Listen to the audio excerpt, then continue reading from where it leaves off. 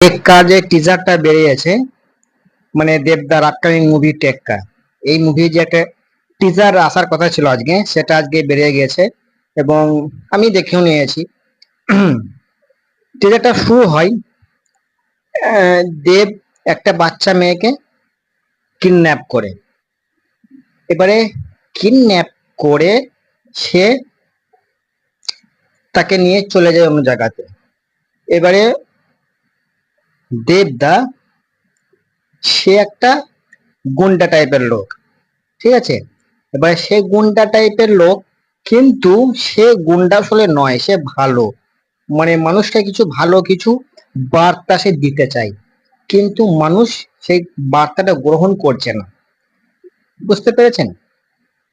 এই হচ্ছে টপিক, যে একটা বাচ্চা মেয়েকে কিডন্যাপ করে দেব, গুন্ডা টাইপের একটা লোক। এবারে সে গুন্ডা কিন্তু সে ভালো মানুষ, কিন্তু তাকে মানে মানুষ গ্রহণ করছে না। সে ভালো মানুষ, কিন্তু তার কথা মানুষ গ্রহণ করছে না। তো অবশেষে ফাইনালি সে একটা মেয়েকে কিডন্যাপ করে। বুঝতে পেরেছেন? তো এইভাবেই চলতে থাকবে মুভিটা।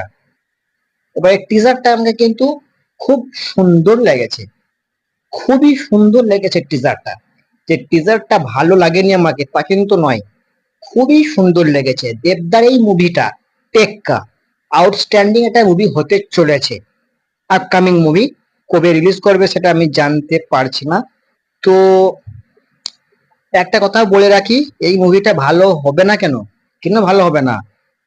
প্রজাপতি, তারপরে বাঘা যতীন, তারপরে আরো একটা মুভি দেখলাম, এই তিন চারটে মুভির যারা মেকার, সেই তারাই এই মুভিটাকে তৈরি করছে।